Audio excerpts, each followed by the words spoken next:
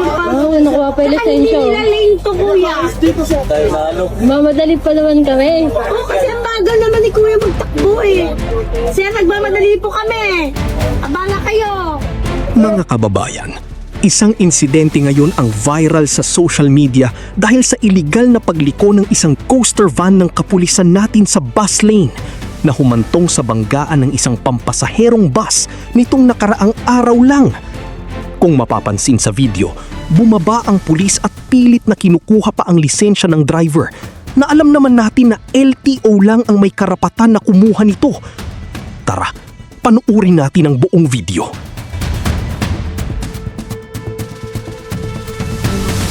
Bakit siya signal ay? Police, hindi man lang busina. Wala siyang pasintabay na magaganyan siya.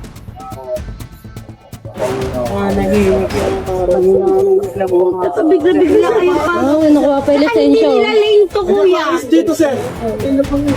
Hindi nila lane yan, kuya. Maraming witness, sir. Tumabi na lang kayo. Sir, nagmamadali po kami. Abala kayo.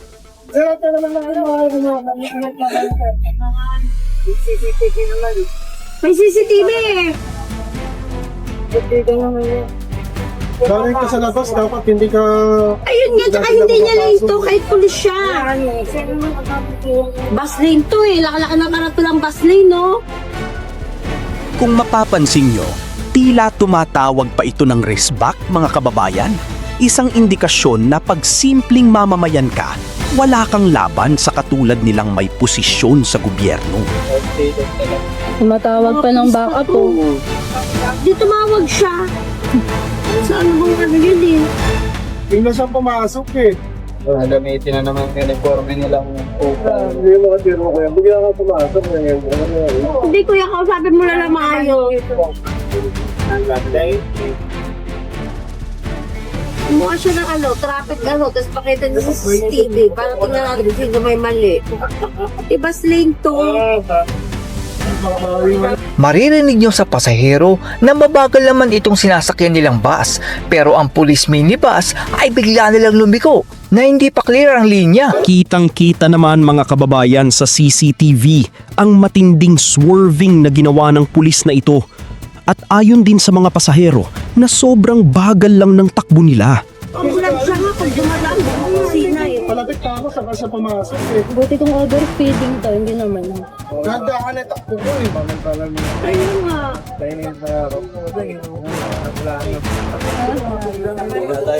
Mamadali pa naman kami. Kasi ang bagal naman ni kuya magtakbo eh.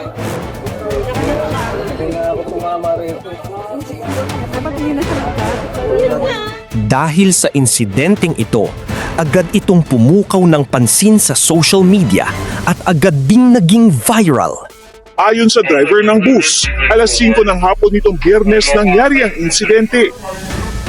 Tingin ko po galing po siya sa bulis sa parang pinag-up po ako, nag-serving po yung shopping po ng pulis na yung sa trade shop. Papunta po doon sa busway. So, inagawa niya po ako ng liya, kaya po siya nabangga. Pinabababa raw ng pulis ang kanyang mga pasahero. Nagpunta raw ang pulis at ang driver sa traffic sector at kinagabihan, tumawag din sa kanya yung pulis. Sabi ko, ay paano naging ako may kasalanan, bigla po kayong pumasok sa busway. Tumawag po siya sa akin. Ako rin yung po sasagot ng coaster na nabangga ko. Sa payag ng QCPD, nagkasundo na nila ang dalawang panig pero itinanggi ng bus driver na nagkaaregluhan na. Ayon kay PNP Chief Police General Jose Melencio Nartates Jr., nagsasagawa sila ng administrative review sa insidente.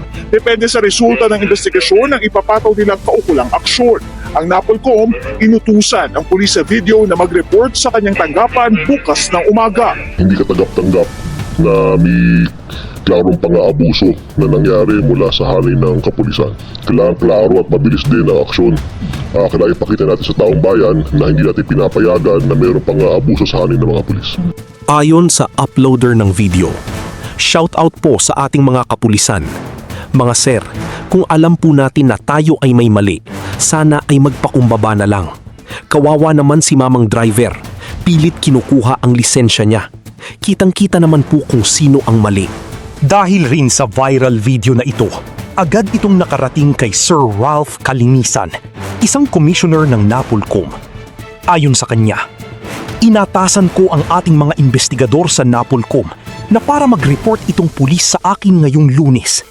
Hindi natin papayagan na masira ang reputasyon ng ating kapulisan dahil lang sa abuso ng iilan. Isang mabilisan at madisiplinang aksyon ang ating gagawin upang maipanalo natin ang puso at isipin ng mamamayang Pilipino araw-araw kontra sa mapang-abusong mga pulis na ito. Nag-message din mga kababayan ang driver sa uploader ng video at sinabi nito na sinisisi pa din daw siya ng pulis sa insidenteng nangyari sa kanila. Bakit daw kinuhanan ng video at in-upload nyo pa? Pero salamat ma'am kasi nakuhanan nyo ng video. Ngayon, meron tayong pruweba. Willing po ba kayo maging testigo kung sino ang mali? Pinapalabas niya kasi na ako daw ang mali. Mga kababayan, lagi nating tatandaan na pagdating sa batas, wala dapat exempted dyan. Pulis man yan, politiko at ang iba pang malalaking mga tao. Lahat tayo may boses para ipaglaban ang alam nating tama. Dahil sa huli, katarungan ang dapat nating pinaglalaban. Kay mamang pulis sa viral video, naway manaig pa rin sa kanya ang pagpapakumbaba. Hindi dahil mali siya o tama, pero dahil siya ay isang public servant na hindi dapat kinakatakutan ng mga tao. At ang dala lang ay serbisyong totoo para sa mga Pilipino. Wala siyang pasintabay na magaganyan siya.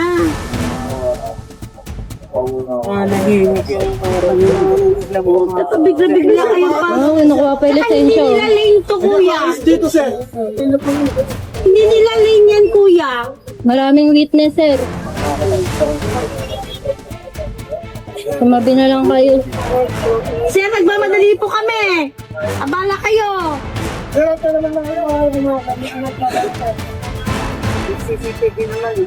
May CCTV eh. Galing ka sa labas, dapat hindi ka... Ayun nga, tsaka hindi niya lane to kahit pulis siya. Bus lane to eh. Laka-laka na karatulang bus lane, no? Ako nga po pala ang Kuya Jay nyo na palaging nagpapaalala sa inyo na dapat alam mo to.